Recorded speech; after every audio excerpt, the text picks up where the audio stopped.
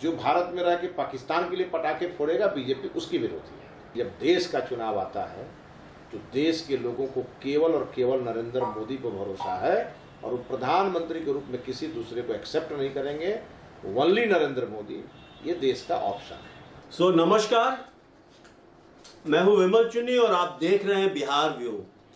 आज हम बात करने जा रहे हैं 2024 के चुनाव की। 2024 के चुनाव की, नरेंद्र मोदी की, बीजेपी की और प्रधानमंत्री के चेहरे की।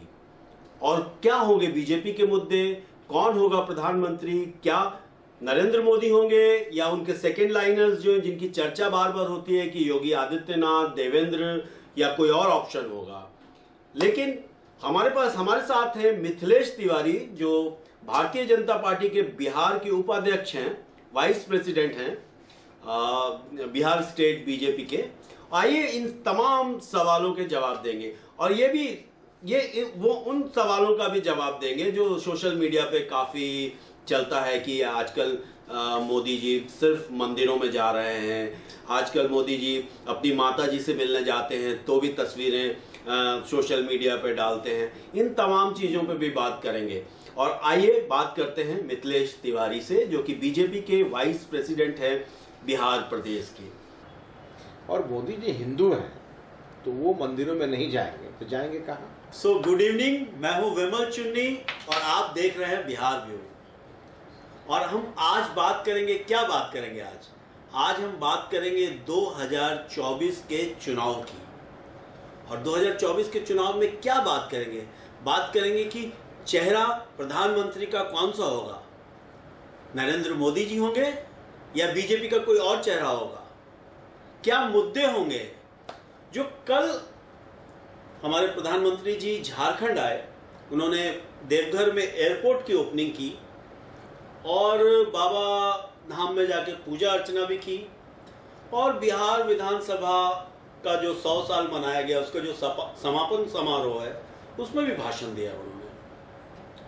देखिए अभी जो क्या भारत में जितने ज्यादा पावर के साथ प्रधानमंत्री जी जीत कर आए, जितना मतलब इनको सपोर्ट मिला उतना इनके विरोध में भी इस खासकर ये कोविड से पहले वाला जो दौर रहा, ये जो सेकेंड टर्म जो इनका चल रहा है जिसमें कि किसान आंदोलन हुआ और बाकी कई आंदोलन हुए जो इनके मतलब विरोध भी काफ़ी हुआ।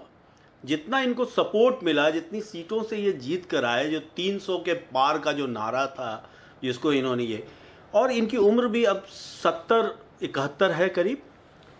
तो ये जो 2024 का जो चुनाव है अब मात्र कितने महीने बच गए हैं, 12 और करीब 17-18 महीने और बच गए हैं। मई में होगा 2024 के मई में।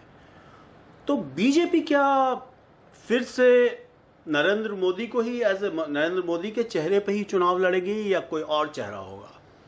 देखिए ये तो सवाल ही अपने में गलत है। अच्छा, मोदी जी देश के प्रधानमंत्री हैं, सर्वाधिक लोकप्रिय प्रधानमंत्री हैं और मोदी जी तो अपने भी कभी छोड़ना चाहें आगे, अभी तो फिलहाल 10 साल तक ये दिख नहीं रहा है कि मोदी जी चूँकि अभी यंग है, टू यंग मैं कहूँगा, उम्र उनकी जो भी हो, लेकिन मोदी जी दिखते हैं, काम करते हैं, व्यवहार में वो टू यंग, शायद उनके बराबर एनर्जी किसी नौजवान के पास भी नहीं, हम लोगों के पास भी नहीं। इसलिए मोदी जी अभी तो हैं, आगे भी रहेंगे। मोदी जी जब कभी छोड़ना भी चाहेंगे पॉलिटिक्स तो देश की जनता का इतना प्यार उनके साथ है, इतना विश्वास है कि शायद मोदी जी छोड़ नहीं पाएंगे क्योंकि देश के लोग उनको छोड़ना नहीं चाहेंगे। यानी कि अभी मोदी जी रहेंगे, मोदी जी का जलवा बरकरार रहेगा, जलवा बरकरार रहेगा। कल भी उन्होंने जैसे मतलब देवघर में जो यूनिफॉर्म्स था उनका, जो कपड़े उन्होंने देवघर में पहने थे और जब बिहार विधानसभा में आए, चेहरे की चमक हम लोग देख रहे थे जब मंच पे जब वो भाषण दे रहे थे या उससे पहले जो उनके चेहरे पे चमक थी और जो भाषण दिया उन्होंने, तो जो मतलब कि जो स्टेज पे लोग बैठे थे उसमें मेरे ख्याल से he was one of the oldest person sitting, but he was looking more younger than others. तो कैसे बीजेपी उनको कैसे एक्चुअली में देखती है? देखिए भारत के पहले प्रधानमंत्री हैं आदरणीय मोदी जी, जो आत्मविश्वास से भरे हैं, और उनके चेहरे पे जो चमक है वो 135 करोड़ लोगों के विश्वास की चमक है। और मोदी जी जब देवघर में बाबा बैजनाथ धाम में थे और जब वो बाबा का पूजा कर रहे थे, तो वहाँ दिख रहा था कि भारत का एक संत बाबा बैजनाथ के चरणों में गिर करके और भारत की समृद्धि की याचना कर रहा है, और पूरा देश यह दृश्य देख करके मग्न था। और ये मोदी जी का कोई पहला दौरा किसी मंदिर में नहीं है। मोदी जी जहाँ जाते हैं, भारत की हमारी जो ये सांस्कृतिक विरासत है, जो हमारा सनातन भारत है, उसकी पहचान अगर किसी को देखनी हो तो मोदी जी में देखनी चाहिए। जब वो काशी होते हैं तो दिव्य काशी, भव्य काशी की बात करते हैं। जब वो एयरपोर्ट के उद्घाटन करने के लिए देवघर जाते हैं तो बाबा विश्वनाथ के चरणों में होते हैं। जब वो साउथ में जाते हैं तो वहाँ भी आपको देखेंगे उनका हर कार्यक्रम भारत की सभ्यता, संस्कृति, सनातन परंपरा से जुड़ा हुआ है।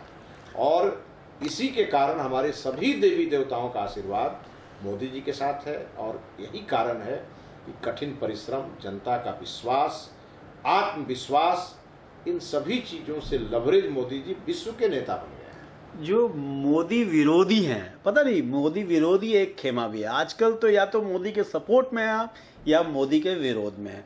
तो मोदी विरोधी हैं, उनका ये कहना है कि ये जो हिंदू धर्म, मतलब हिंदू धर्म के लिए काफ़ी इनकी जो कोशिश रहती है मंदिरों में, हिंदू मंदिरों में जाना ये ज़्यादा पसंद करते हैं बनिस्बत की और धर्मों के प्रति। तो क्या ये इसको कैसे देखते हैं? नहीं, इसमें देखना क्या है, ये जो विरोधी हैं मोदी जी के, जो सो कॉल्ड विरोधी हैं, उसमें से कई लोग बोलते बोलते वो देश का भी विरोध करने लगते हैं। ये भी आप ध्यान रखिएगा। और मोदी जी हिंदू हैं तो वो मंदिरों में नहीं जाएंगे तो जाएंगे कहाँ? हिंदू धर्म में उन्होंने जन्म लिया है, हिंदू धर्म उनके जीवन की एक पद्धति है, तो वो हिंदू धर्म को मानने वाले मंदिरों में नहीं जाएंगे तो जाएंगे कहाँ? और मोदी जी दिखावा करने वाले आदमी नहीं है। मोदी जी का स्पष्ट मानना है कि वो देश के प्रधानमंत्री हैं, सभी धर्मों के बारे में उनकी समान धारणा है, लेकिन जो पूजा पद्धति है वो हिंदुत्व की है और वो करते हैं। इसमें किसी को कोई आपत्ति नहीं होना चाहिए। न हम कभी किसी मुस्लिम से अपेक्षा करते हैं कि वो मंदिर में आए, न उनको अपेक्षा करना चाहिए कि मोदी जी मस्जिद में जाकर आजान पढ़ें। ये कभी संभव ही नहीं है। देश की पूजा पद्धति अलग अलग है, धर्म भी अलग अलग है, सबको मिला के देश एक है। तो इसमें तो किसी को कोई दिक्कत नहीं है। भारतीय जनता पार्टी के प्रधानमंत्री जब आदरणीय अटल जी थे तो देश के राष्ट्रपति की कुर्सी पर तो एक दलित, एक मुस्लिम चेहरा को बैठाए थे, कलाम साहब को। उस समय ही हमारे देश के मुसलमानों को समझना चाहिए कि बीजेपी मुस्लिम विरोधी नहीं है, बीजेपी एटीट्यूड विरोधी है। जो भारत में रह के पाकिस्तान के लिए पटाखे फोड़ेगा, बीजेपी उसकी विरोधी है। लेकिन हमारे भारतवर्ष का मुसलमान जो भारत को प्यार करता है और भारत के लिए जान देने के लिए तैयार रहता है, भारतीय जनता पार्टी का एक एक कार्यकर्ता उसके लिए ताली बजाता है, उसके लिए गौरव करता है। इसलिए हमारे दृष्टिकोण को समझने में किसी को भूल नहीं होनी चाहिए। हमारा स्पष्ट है, हम हिंदू हैं तो स्वाभाविक है हिंदुत्व की जो पद्धति है उस पर हम चलेंगे ही। लेकिन अभी कोई सोचे कि प्रधानमंत्री हो गए तो धर्म बदलना, ये कहाँ संभव है?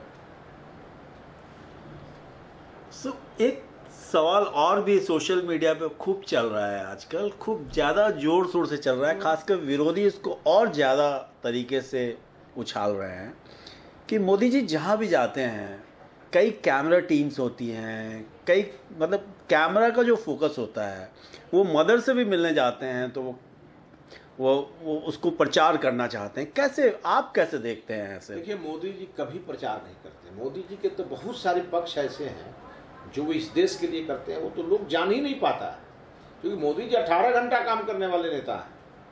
आज तक मोदी जी ने एक दिन छुट्टी नहीं ली। आज तक भगवान की ऐसी असीम कृपा है, वो कभी बीमार नहीं हुए। तो ऐसी अलौकिक क्षमता और ऐसा अलौकिक व्यक्तित्व किसी देश के प्रधानमंत्री का हो तो कौन कैमरा अभागा ऐसा होगा जो मोदी जी को कैमरे में कैद करना नहीं चाहेगा? और अगर मोदी जी के पीछे इंटरनेशनल मीडिया दीवानी है तो हमारे देश के लोगों के कुछ ऐसे विरोधी हैं सो कॉल्ड, उनके पेट में क्यों दर्द हो रहा है? उनको तो गौरव करना चाहिए। पहले भी इस देश के प्रधानमंत्री थे मनमोहन सिंह जी, विदेश में जाते थे तो पता नहीं चलता था कि कहाँ गए। और आज मोदी जी जाते हैं तो पूरे भारत में ही नहीं पूरी दुनिया में इस बात का शोर रहता है कि नरेंद्र मोदी जी जा रहे हैं। ये तो अच्छी बात है भारत के लिए। बीजेपी हमेशा सरप्राइज देती है, हमेशा। अभी महाराष्ट्र में भी सरप्राइज दिया उन्होंने। एक नाथ शिंदे को जो आम लोग हैं वो सोच रहे थे कि डिप्टी चीफ मिनिस्टर होंगे, लेकिन चीफ मिनिस्टर बनाया। अभी राष्ट्रपति के लिए भी जो आपने चुनाव किया वो भी एक सरप्राइज था। इससे पहले भी सरप्राइज, मतलब सरप्राइज देने में बीजेपी बहुत माहिर है। और कल भाषण में जो झारखंड में भाषण दिया प्रधानमंत्री जी ने, उसमें ये कहा कि जो हर राज्य का जो अपना विकास होना चाहिए, जो राज्य का जब विकास होगा तो भारत का, राष्ट्र का विकास होगा। तो ये क्या चुनावी एक तरीके से 2024 के चुनाव की तैयारी है? जो झारखंड आए, बिहार आए, फिर और अलग राज्यों का जो दौरा लग रहा है, ये क्या बीजेपी ने चुनाव की तैयारी शुरू कर दी है क्या? नहीं, देखिए, चुनाव हमारे लिए तो न चुनाव कभी चुनौती है, न चुनाव को लेकर हम लोग चिंतित रहते हैं। जब मोदी जी जैसा नेता रहेगा जिस पार्टी के पास, उसको चुनाव के लिए क्या चिंता होगा। लेकिन मोदी जी का तो सालों भर दौरा लगते रहता है। अब देवघर में एयरपोर्ट बन गया तो उसके उद्घाटन के लिए मोदी जी आए और उद्घाटन पे लाखों की भीड़ आई, तो विरोधी तो कहेंगे कि चुनाव के लिए आए थे, लेकिन मोदी जी तो आए थे वहाँ पर एयरपोर्ट के उद्घाटन के लिए। और बाबा का दर्शन करने मोदी जी गए तो एक वो शिव भक्त के नाते गए। तो अब ये सब में अगर विरोधियों को केवल चुनाव ही दिखता है तो भगवान करे कि उनको चुनाव ही दिखे और हम वो चुनाव लड़ते रहे और हम जीतते रहे।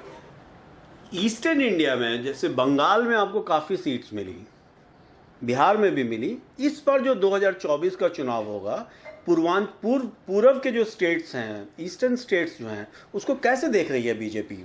देखिए, बीजेपी को तो जहाँ कोई उम्मीद नहीं थी पहले, वहाँ भी बीजेपी के पास आज उम्मीदों की एक बहुत बड़ी श्रृंखला है।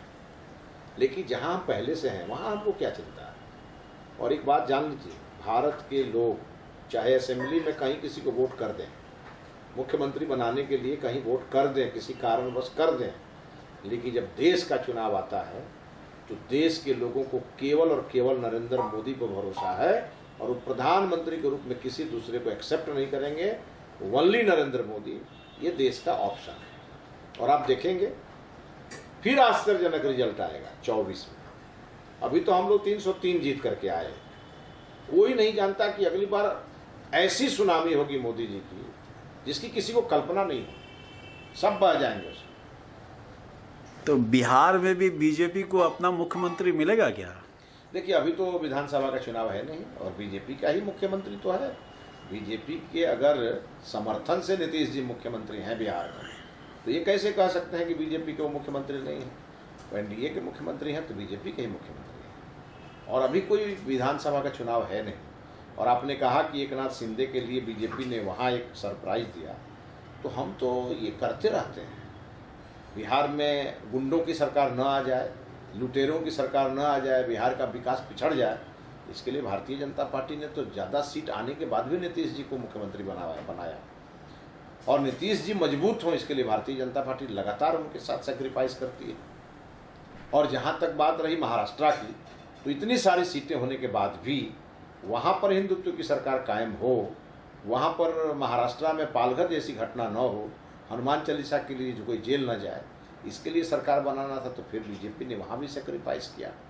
सीटें रहते हुए हमारे जो मुख्यमंत्री थे, जो वहाँ सबसे बड़े नेता थे, उनको भी उप मुख्यमंत्री हमारी केंद्रीय टीम के निर्देश पर उन्होंने स्वीकार किया और वहाँ सरकार चल रही है। तो भारतीय जनता पार्टी तो त्याग और बलिदान की प्रतिमूर्ति है। तो ये जो प्रधानमंत्री जी हैं, प्रधानमंत्री जी के जो सेकेंड लाइनर हैं, उसमें आप किनको मानते हैं? अमित शाह को मानते हैं, योगी आदित्यनाथ को मानते हैं, या महाराष्ट्र से देवेंद्र जी को मानते हैं? किसको मानते हैं आप? देखिए, अन्य पार्टियों में आप देखेंगे तो उनकी कोई न फर्स्ट लाइन है, न सेकेंड लाइन है, न थर्ड लाइन है। भारतीय जनता पार्टी ही एक ऐसी पार्टी है, इसमें गैलेक्सी ऑफ लीडरशिप, हर वर्ग के नेता हैं। और आप जान लीजिए कि यहाँ तो लाइन में चुनने की जरूरत ही नहीं है। हमारे यहाँ तो एक हमारा जो बूथ का कार्यकर्ता है, जो हमारा मंडल का कार्यकर्ता है, वो दूसरी पार्टियों के सांसद और विधायकों से ज़्यादा गुणी है। क्योंकि हमारे यहाँ सालों भर ट्रेनिंग चलते हैं, हमारे यहाँ राष्ट्रवाद की एक अलग से पाठशाला हमारे यहाँ होती है, हमारे यहाँ पहला लाइन है नेशन फर्स्ट, पार्टी सेकंड और सेल्फ लास्ट। ये भावना से काम करने वाले हम लोग हैं। और जब हमारा कोई भी व्यक्ति कुर्सी पर आता है तो लोग कहते अरे ये तो कहाँ छुपा हुआ था इतना दिन तक। इसलिए भारतीय जनता पार्टी के पास लीडरशिप की कभी क्राइसिस नहीं होगी और कभी है भी नहीं और कभी रही भी नहीं। एक से एक नेता हमारे पास है। जैसे हम लोग तो आम लोग हैं, हम लोग गेस करते हैं कि इनको राष्ट्रपति बनाया जा सकता है, इनको उपराष्ट्रपति बनाया जा सकता है, इनको गवर्नर बनाया जा सकता है, या जो रिटायर कर गए हैं उनको ये पद दिया जा सकता है। तो क्या आपस में बीजेपी के अंदर भी इस तरह की कोई चर्चा होती है? जैसे अभी मान लीजिए उपराष्ट्रपति का जो पद है, जिसके लिए कई नाम आ रहे हैं, पंजाब से कैप्टन साहब का भी नाम आ रहा है, मुख्तार अपने नकवी साहब का भी नाम आ रहा है, उधर केरला के गवर्नर का भी नाम आ रहा है। तो आपस में जो आपके अंदर इनसाइड जो टॉक्स होती है, बातचीत होती है, उसमें क्या कभी आप लोग भी गेस करते हैं कि कौन हमारा अगला उपराष्ट्रपति हो सकता है, या वेंकैया नायडू को ही दोबारा बना सकते हैं? ऐसा क्या इस तरह की चर्चा अंदर में होती है क्या? अगर आप भारतीय जनता पार्टी की जो अपनी संसदीय बोर्ड है वो हमारे यहाँ सबसे सर्वोच्च है और हमारे यहाँ किसी कार्यकर्ता को गेस करने की जरूरत ही नहीं है, क्योंकि हमारे यहाँ निर्णय हमेशा प्रभावी निर्णय होते हैं। और लोकतंत्र अगर कहीं है तो भारतीय जनता पार्टी में सभी नेता आपस में एक दूसरे से बातचीत करते हैं तभी कोई निर्णय होता है और हमारा आला कमान हमेशा निर्णय करता है। ये तो गेस करने वाले वो लोग हैं जिनको अपने पर भरोसा नहीं होता है। हमारे यहाँ तो आपने देखा कि आदरणीय द्रौपदी मुर्मू का जब नाम आया तो भूचाल मच गया विपक्ष में। माननीय प्रधानमंत्री जी ने एक ऐसा नाम लाया जिसने दीनदयाल उपाध्याय जी के अंत्योदय के सपने को ही पूरा कर दिया। और इसके पहले भी माननीय प्रधानमंत्री जी ने, जब हमारे वर्तमान राष्ट्रपति महोदय हैं, जब उनका नाम आया तब भी लोगों को भरोसा नहीं था। और ये काम अभी ही नहीं हो रहा है। जब माननीय अटल बिहारी वाजपेयी जी देश के प्रधानमंत्री थे और जब अब्दुल कलाम जी का नाम आया था तब भी लोगों को भरोसा नहीं था। तो भारतीय जनता पार्टी हमेशा प्रभावी निर्णय करती है और वो प्रभावी निर्णय चौंकाने वाले होते हैं, इसमें कोई दो राय की बात नहीं है। तो 2024 का जो चुनाव लड़ेगी बीजेपी, आप एज अ कार्यकर्ता क्या रखते हैं? मुद्दे क्या होंगे? बीजेपी के पास क्या एजेंडा होगा 2024 के लिए? क्या कहेंगे पब्लिक के बीच में कि हम इन मुद्दों पे चुनाव लड़ेंगे? कौन सा मुद्दा होगा? देखिए, जितने मुद्दे देश में थे हमने सभी मुद्दों पर काम किया, एक साथ काम हुआ। देखिए, पहले प्रधानमंत्री आदरणीय मोदी जी हैं जिन्होंने कहा कि अगर ग्राम पंचायतों को अगर हम लोग नहीं विकसित करेंगे, उसको अधिकार नहीं देंगे, तो देश एक साथ आगे नहीं बढ़ेगा। और पहले हमारे यहाँ जो ग्राम पंचायतों में मुखिया होते थे उनके पास न फंड होता था, न उनके पास कोई योजना होती थी, न वो काम कर पाते थे। जब से देश में मोदी जी आए, मोदी जी ने सबसे पहले ग्राम पंचायती राज संस्थाओं को उन्होंने मजबूत किया। उसका नतीजा ये हुआ कि एक साथ देश विकसित हो रहा है। और हर फोरम पर, एजुकेशन के मामले में, एनर्जी के, आपने बताइए देश में कभी कोई सोचा था कि हर घर में 24/7 बिजली होगी? घर में बिजली हो गई, उसके बाद कृषि फीडर का काम शुरू हो गया और कृषि फीडर का भी काम अब अंतिम दौर में है। तो ये किसी को, माने हम लोगों को तो खुद भी विश्वास नहीं था कि पता नहीं ऐसा भी दिन आएगा, लेकिन करिश्माई नेतृत्व मोदी जी का ऐसा है कि सारा सपना उन्होंने साकार किया। कभी कोई सोचा था कि किसी एक जिले में पासपोर्ट कार्यालय खुलेगा और वहाँ के नौजवानों को वहीं पासपोर्ट मिलेगा? ये सब काम तो मोदी जी के ज़माने में हुआ। कोई ये सोचा था क्या कि हवाई चप्पल पहना हुआ व्यक्ति और लुंगी पहना हुआ व्यक्ति कभी हवाई जहाज में सफ़र करेगा? वो भी मोदी जी ने आसान कर दिया। कोई सोचा था क्या कि लेह लद्दाख में भी सड़कें बनेंगी, टनल बनेंगे? तो हमारे गांव-गांव सड़कों का विकास हुआ। और उसके बाद जो कोई नहीं सोचा था, सीमा सड़क संगठन के माध्यम से भी देश के हर कोने में सड़क पहुंचाने का काम हुआ। तो हमारी सरकार के हर मंत्री दिन रात मेहनत कर रहे हैं। और आज जान लीजिए, एक सबसे बड़ी बात है ईमानदारी की। हमारी सरकार पर उंगली उठाने का मौका किसी को नहीं मिला। अब हमारी सरकार, माननीय प्रधानमंत्री जी का दूसरा टर्म चल रहा है, लेकिन विपक्ष के पास हिम्मत है तो विपक्ष कहे। और देश की सुरक्षा को तो प्रधानमंत्री जी ने सबसे नंबर 1 में रखा है। आज है हिम्मत क्या? पाकिस्तान का तो चर्चा अब टेलीविजन पर आना बंद हो गया। पहले तो दिन रात पाकिस्तान की ही चर्चा होती थी। एक ऐसा प्रधानमंत्री हम लोगों ने पाया कि पाकिस्तान ही चर्चा से आउट हो गया। और आज जिस प्रकार से माननीय प्रधानमंत्री जी तैयारी कर रहे हैं, अपने डिफेंस को मजबूत कर रहे हैं, अपने जो हमारी सिविल सोसाइटी है उसको मजबूत कर रहे हैं, ये कितना बड़ा काम हो रहा है कि आने वाले दिनों में जो हमारा आगे 20 साल, 25 साल, 50 साल का भारत कैसा होना चाहिए, इस पे काम हो रहा है। और इस नाते हमारे पास जितने भी मुद्दे हमारे पास हैं, जो हमारे द्वारा मुद्दे लाए जाएंगे, उन सारे मुद्दों पर हम काम करेंगे। जनता को हम फिर से जा करके उसके लिए आश्वस्त करेंगे, और जो जनता के मुद्दे थे उसको लगभग हमने सॉल्व किया है। कुछ मुद्दे बचे हैं, वो आने वाले दिनों में सॉल्व होंगे, और नए मुद्दे हम ही देंगे, क्योंकि विपक्ष के पास कोई मुद्दा बचेगा ही नहीं। तो यानी 2024 में फिर मोदी जी ही चेहरा होंगे और मोदी जी ही रिपीट करेंगे एज अ प्राइम मिनिस्टर। तो विपक्ष में आप किनको मानते हैं, ममता बनर्जी या केजरीवाल? देखिए, विपक्ष के लिए अब आपस में ये लोग लड़ेंगे। अब जितने भी विपक्ष के सो कॉल्ड लीडर हैं, वो आपस में लड़ के तय करेंगे कि भाई उन लोगों में से विपक्ष कौन हो। और मुझे तो यहाँ से दिख रहा है कि शायद प्रतिपक्ष के पास उतनी सीट नहीं होगी कि वो लोकसभा में विपक्ष का ओहदा पाएगा। ये तो संकट पिछले बार ही था, ये संकट फिर आने वाला है, क्योंकि देश की जनता मोदी जी के लिए पूरी तरह से प्रतिबद्ध है। और विपक्ष के पास तो कहीं अगर एक्सीडेंटल सीट मिल गई तो मिल गई, नहीं तो विपक्ष को कोई सीट मिलने वाली नहीं है। किस कारण देश की जनता विपक्ष को वोट देगी? क्या है विपक्ष? आज क्या विपक्ष का रोल है? जब देश में कोई आवश्यकता होती है तो राहुल गांधी विदेश चले जाते हैं, और जब बिहार में कोई समस्या आती है तो तेजस्वी यादव दिल्ली चले जाते हैं। ये विपक्ष होता है क्या? ये कोई विपक्ष है क्या? विपक्ष को सीखना हो तो भारतीय जनता पार्टी से सीखना चाहिए कि 365 दिन हमारे यहाँ जो विपक्ष का लीडर होता था, या आज भी कई सरकारों में हमारे विपक्ष के नेता हैं, पानी पिला कर रखते हैं वहाँ की सरकारों को। ये सीखना चाहिए किसी को तो भारतीय जनता पार्टी से सीखना चाहिए। लेकिन इनके पास न मुद्दे हैं, न लड़ने की ताकत है, न इनके पास न संगठन है, न इनके पास लोग हैं, न इनके पास कार्यकर्ता है, न इनके पास कार्यक्रम है। ये क्या लड़ेंगे मोदी जी से और भारतीय जनता पार्टी से? तो लास्टली इन्वर्टेड कॉमा में आप ये कह रहे हैं कि 2024 में भी प्रधानमंत्री का चेहरा नरेंद्र मोदी ही हैं और नरेंद्र मोदी ही रिपीट करेंगे?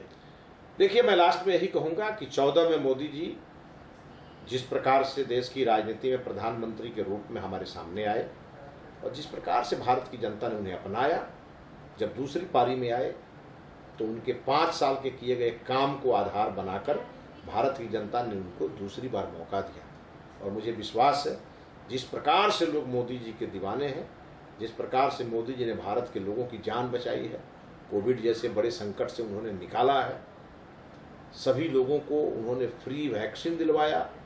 पहली बार भारत में ऐसा हुआ कि हमको विदेशों से वैक्सीन नहीं लेना पड़ा, भारत का वैक्सीन अब दूसरे देशों में जाकर के और लोगों की जान बचा रहा है। ऐसा प्रधानमंत्री जिस देश के पास हो, वह देश किसी दूसरे का नाम सुनेगा क्या? इसलिए मोदी जी ने 14 का रिकॉर्ड 19 में तोड़ा, और 19 का रिकॉर्ड मोदी जी 24 में तोड़ेंगे, ये तय है। और फिर से मोदी जी ही देश के प्रधानमंत्री बनेंगे, इसमें किसी को शक नहीं होना चाहिए। तो बहुत बहुत धन्यवाद मिथिलेश जी, फिर दोबारा मिलेंगे हम लोग। धन्यवाद।